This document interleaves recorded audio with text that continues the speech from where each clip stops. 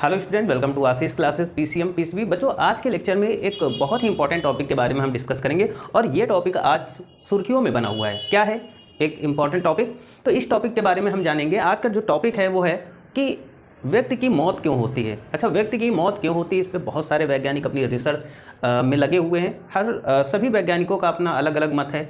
कई सारे लोगों ने बहुत सारे मत दिए, लेकिन आज के लेक्चर में मैं वो चीज़ें बताऊंगा जो उन सभी मतों पर पानी फेर देगा। ठीक है, क्योंकि अभी हाल ही में एक वैज्ञानिक हुए हैं जिनका नाम है लियोनार्ड हैफ्लिक, जिनका भी 96 ईयर की एज में ही 1 अगस्त को ही इनका देहांत हुआ है, यानी ये एक्सपायर हुए हैं। और इनकी जो थ्योरी है वो आज बहुत ही सुर्खियों में है। इन्होंने अपनी जो थ्योरी है उस थ्योरी में कुछ ऐसी बातें बताई जिनसे काफ़ी कुछ जो समस्याएं थी या जो प्रॉब्लम थी कि व्यक्ति की मौत कैसे होती है, इन सभी के बारे में बिल्कुल बहुत ही अच्छे तरीके से पता चल गया। ठीक, तो देखो यहाँ पर 2 प्रकार के विवाद हैं। एक तो देखो, यहाँ पर अगर हम बात करते हैं कि मौत क्यों होती है, एक तो वैज्ञानिकों के मन में ये जानने की इच्छा होती है कि व्यक्ति मरता क्यों है, आखिर ऐसा क्या होता है। और दूसरा पार्ट होता है कि हम लोग सोचते रहते हैं कि व्यक्ति अमर क्यों नहीं होता। लोग आजकल अमर होने के चक्कर में देखो नई नई खोजें कर रहे हैं, मतलब उसी के बारे में लोग जुटे हुए हैं कि अमर कैसे हों, है ना। और ये आज से नहीं, ये बहुत पहले से अमर होने की कहानी चल रही है। लोग देखो भाई, राक्षस लोगों की अगर हम बात करें तो वो अमर होने के लिए क्या क्या करते थे। वो तो रात और दिन यही सोचा करते हैं कि हम अमर कैसे हो, यानी वो कभी ना मरे, चाहे दिन हो या रात हो, आसमान हो, हवा हो, कहीं पर भी वो रहें, वो मरे ना। तो ये तो रहती है, कहते हैं रावण भी हमारा अमर था। ठीक है, तो ये अमर होने की कहानी और मौत क्यों होती है, इन सभी रहस्यों से आज पर्दा उठने वाला है, क्योंकि हमारे वैज्ञानिक ने कुछ ऐसी चीज़ें बताई जिनके बारे में शायद ही आपको पता होगा। तो देखो, अभी तक हम ये मानते थे कि भाई व्यक्ति की मौत क्यों होती है, तो व्यक्ति की मौत इसलिए होती है क्योंकि वो हमारे यहाँ एटमॉस्फेयर गंदा हो गया या उसको अच्छे से डाइट नहीं मिल पाई, जिससे उसकी सेल्स वगैरह जो सेल्स होती हैं वो डैमेज हो गई, और जो सेल्स होती हैं वो डैमेज हो गई, इस वजह से व्यक्ति की मौत हो जाती है। ठीक, पर यहाँ पर इन्होंने अगर लियोनार्ड हैफ्लिक की बात करें तो इन्होंने कुछ और ही बताया। इन्होंने क्या बताया तो वो भी हम आगे जानेंगे। अच्छा, ये सेल डिवीज़न अभी तक हम लोगों ने पढ़ा था कि जो सेल डिवीज़न होता है वो कंटिन्यूअस हमारी बॉडी में होता रहता है। भाई सेल डिवीज़न होता रहता है, पुरानी सेल्स डैमेज हो जाती है, जैसे हमें कहीं चोट लगी तो हमारी जैसे कुछ सेल्स डैमेज हो गई, है ना, तो फिर वहाँ पर क्या होता है, नई सेल्स रिजनरेट हो जाती हैं, यानी नई सेल्स वहाँ पर बन जाती हैं, क्योंकि हमारे बॉडी में सोमैटिक सेल्स होती हैं। और सोमैटिक सेल क्या करती हैं कि ये नई सेल्स को बनाया करती हैं, इनसे नई सेल का प्रोडक्शन होता है। तो देखो, हमारे यहाँ जो सेल होता है, यानी जो कोशिका होती है, अगर हम सेल की बात करते हैं, कोशिका की बात करते हैं बच्चों, तो कोशिका में हमारा 2 प्रकार का कोशिका का विभाजन होता है। ठीक, कैसा? एक तो होता है समसूत्री विभाजन,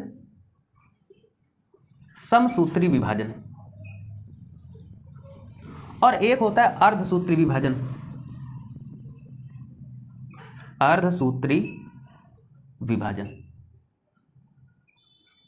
ठीक, ये 2 प्रकार से कोशिका का विभाजन। हमने समसूत्री विभाजन में अभी तक ये पढ़ा है कि यहाँ पर अगर कोई कोशिका है तो वो यहाँ पर क्या होगा, कोशिका जो विभाजन होगा तो नंबर ऑफ क्रोमोसोम अगर यहाँ पर भी 2n है तो यहाँ पर भी 2 कोशिकाएं होंगी, इनमें भी 2n होगा। और फिर आगे चल के ये कोशिकाएं और डिवाइड होंगी, यानी 1 से 2, 2 से 4, 4 से 8, 8 से 12, 8 से 16, ऐसे कोशिका विभाजन होता रहता है। जबकि अर्धसूत्री विभाजन में अगर यहाँ पर क्रोमोसोम क्या है, 2n है, तो जब नई कोशिकाएं बनेंगी विभाजन के बाद, यहाँ पर कोशिकाएं आधी आधी हो जाएंगी, यानी नंबर ऑफ क्रोमोसोम यहाँ पर हाफ हो जाएंगे। यही तो हमने पढ़ा है, हमने 9th 10th और 11th में यही पढ़ा है। और हमने ये बताया, ये भी पढ़ा है कि ये इन कोशिकाओं में डिवीजन लगातार लंबे समय तक होता रहता है ना। ये भी हम लोग मान लेते हैं कि इन्फिनाइट तक ये डिवीजन होता है। ठीक, अभी तक हमें यही पता था कि इन कोशिकाओं में लगातार कंटिन्यूअस डिवीजन होता है, इनफाइनाइट यानी अनंत तक इनमें डिवीजन होता रहता है। पर यहाँ पर क्या हुआ, यहीं पर एक खेल हो गया जिसे बताया किसने, लियोनार्ड हैफ्लिक्स ने क्या बताया बच्चों कि हमारी जो कोशिका होती हैं उनमें सिर्फ 60 बार ही कोशिका विभाजन होता है। मतलब समझिए, लियोनार्ड हैफ्लिक्स ने क्या बताया कि जो हमारी सेल होती है बच्चों, वो बस केवल 60 टाइम ही डिवाइड होगी, उससे ज़्यादा इस सेल का डिवीजन नहीं होता है। ये बताया किसने, लियोनार्ड हैफ्लिक्स।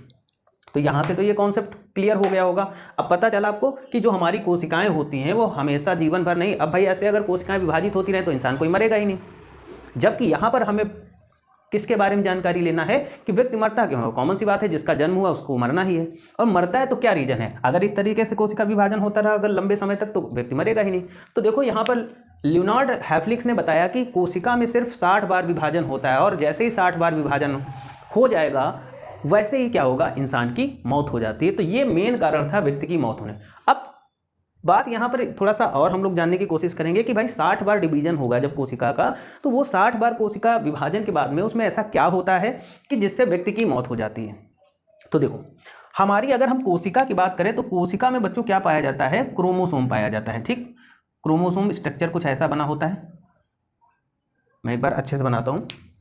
तो देखो यहाँ पर अगर मैं क्रोमोसोम के स्ट्रक्चर की बच्चों बात करूँ, ठीक, यहाँ पर पूरा का पूरा खेल देखो, हमारे कोशिका में क्रोमोसोम में ही या कोशिका के अंदर हम कहते हैं एटम बम छुपा होता था। अभी तक हमें नहीं पता था कि ये एटम बम होता क्या है। तो बच्चों अगर ये हमारा क्रोमोसोम है, ठीक, तो क्रोमोसोम के इन किनारों पर यहाँ पर क्या पाया जाता है, टेलोमेयर पाया जाता है। आपने पढ़ा भी होगा 11th में। यहाँ पर क्या पाया जाता है बच्चों, यहाँ पर टेलोमेयर पाया जाता है। अब ये टेलोमेयर क्या होता है, तो इसी का पूरा खेल है व्यक्ति की मौत क्यों होती है, इसी की वजह से व्यक्ति की मौत होती है। ठीक, देखो टेलोमेयर क्या होता है, जब कोई व्यक्ति पैदा होता है तो उसके अंदर जो कोशिका होती है, कोशिका के गुणसूत्र यानी क्रोमोसोम के अंदर होता है टेलोमेयर। वही टेलोमेयर आखिरी में क्या होता है, हमारी मौत का कारण बनता है। यानी जो ये जो एटम बम है ये हमारी सेल के अंदर क्रोमोसोम के पास ही है, इसी की वजह से हमारी मौत होती है एक एज के बाद। ठीक है, क्यों, देखो बच्चों अगर हम यहाँ पर बात करते हैं तो यहाँ पे अगर हम टेलोमेयर की बात करेंगे तो टेलोमेयर क्या होता है कि देखो जैसे जैसे हमारी एज बढ़ती जाती है, ठीक है, जैसे जैसे हमारी एज बढ़ती जाती है तो हमारे जो टेलोमेयर होते हैं वो क्या होते हैं, छोटे होते चले जाते हैं। ठीक, मतलब जैसे हमारा जन्म हुआ है ना, तो उस टाइम जो हमारी सेल होती है, उस टाइम जो सेल होती है और उसमें जो क्रोमोसोम होते हैं, उस क्रोमोसोम में जो हमारा टेलोमेयर होता है वो बड़ा होता है।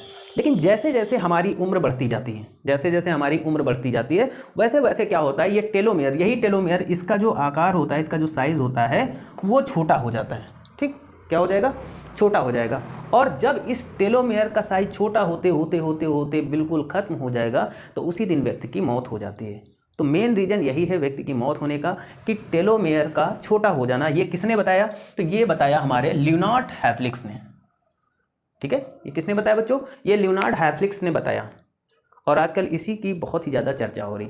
हालांकि ये 96 ईयर की एज में इनका खुद, ये 96 ईयर की एज में अभी 1 अगस्त को ये खुद एक्सपायर हो गए हैं, लेकिन इन्होंने ये बताया कि इस क्रोमोसोम में जो टेलोमेयर होते हैं, जैसे ही हमारे बॉडी में, मतलब ये समझ लो कि हम लोग पैदा होते हैं तो पैदा होने के साथ साथ ये एटम बम अपने साथ में लाते हैं, है ना। अब बहुत सारे लोग कहेंगे कि कोई ऐसी मेडिसिन बना ली जाए जिससे इन टेलोमेयर को जिंदा रखा जाए। तो ये देखो बहुत सारे लोग ऐसा सोच सकते हैं और बहुत सारे वैज्ञानिक ऐसा सोचते भी होंगे कि क्या अगर हम टेलोमेयर के साइज़ को कुछ ऐसी मेडिसिन या कुछ इस ऐसे तरीके से कोई रिसर्च करें जिससे इन टेलोमेयर के साइज़ को बढ़ा दिया जाए, और बढ़ा दिया जाए जिससे क्या होगा, फिर कोशिकाएं डेड नहीं होंगी। और जब कोशिकाएं डेड नहीं होंगी, कोशिकाएं नहीं यानी सेल नहीं डैमेज होंगी, तो फिर व्यक्ति की लाइफ बहुत ज़्यादा हो जाएगी। पर ऐसा कुछ भी नहीं, ऐसा इसलिए नहीं है क्योंकि देखो यहाँ पर अगर हम टेलोमेयर को बढ़ा देते हैं तो कॉमन सी बात है, टेलोमेयर जैसे ही बढ़ेंगे तो कोशिकाओं में, हमारी सेल्स में मतलब अनियंत्रित इनमें विभाजन होगा, डिवीजन होगा, और फिर इनमें तेज़ी से ग्रोथ होगी। और जब सेल्स में या कोशिकाओं में अनियंत्रित तरीके से या बहुत ही तेज़ी से डिवीजन होगा तो वो कैंसर का रूप ले लेती हैं। तो फिर वैसे भी मरना तय हो जाता है ना। तो मर जाएगा आदमी, बचेगा नहीं, क्योंकि टेलोमेयर, भाई आप टेलोमेयर को इंक्रीज कराओगे, कुछ मेडिसिन का यूज़ करोगे, कुछ रिसर्च के बाद, तो उसमें क्या होगा, फिर कोशिकाएं हमारी एबनॉर्मल हो जाएंगी। जब कोशिकाएं एबनॉर्मल हो जाएंगी तो कैंसर हो जाएगा। तो मेन कारण जो यही है कि टेलोमेयर ये एक गॉड गिफ्टेड, यानी भगवान ही देते हैं कि आपको जैसे ही 60 टाइम आपकी सेल्स डिवाइड होगी वैसे ही क्या होगा कि टेलोमेयर बिल्कुल जीरो हो जाएगा, मतलब इसका आकार बिल्कुल खत्म हो जाएगा, टेलोमेयर पूरी तरीके से खत्म हो जाएगा। और जब टेलोमेयर पूरी तरीके से खत्म हो जाएगा तो हमारा शरीर यानी हमारी बॉडी, हमारी सेल्स जो होंगी वो डैमेज हो जाएंगी, और सेल्स जो डैमेज हो जाएंगी तो फिर हमारी मौत हो जाती है। तो ये मेन कारण था आज का जो इंपॉर्टेंट टॉपिक है, बायो का है, इंपॉर्टेंट टॉपिक है। और एक व्यक्ति 125 साल से ज़्यादा नहीं जी सकता, ये भी फैक्ट है। एक व्यक्ति 125 साल से ज़्यादा नहीं जी सकता। 125 साल आते आते उसके टेलोमेयर पूरे कंप्लीटली डिस्ट्रॉय हो जाएंगे। ठीक है, तो ये था इनके द्वारा बताया हुआ एक टॉपिक, यानी लियोनार्ड हैफ्लिक्स के द्वारा बताया हुआ एक इंपॉर्टेंट पॉइंट जो कि आज का चर्चा का विषय बना हुआ है। ठीक है, बहुत ही अच्छे साइंटिस्ट थे, ये अमेरिका के रहने वाले थे। 1 अगस्त को इनका निधन हो गया या ये एक्सपायर हो गए। तो कैसा लगा, हमारे हिसाब से ये टॉपिक आपको बहुत अच्छे से समझ में आया होगा। और अगर कोई और इच्छा हो इसके बारे में कुछ और जानने की तो आप कमेंट करके ज़रूर बताइएगा, ताकि मैं उसके बारे में भी आपको बता सकूँ। आज के लिए इतना ही। Thank you for this class.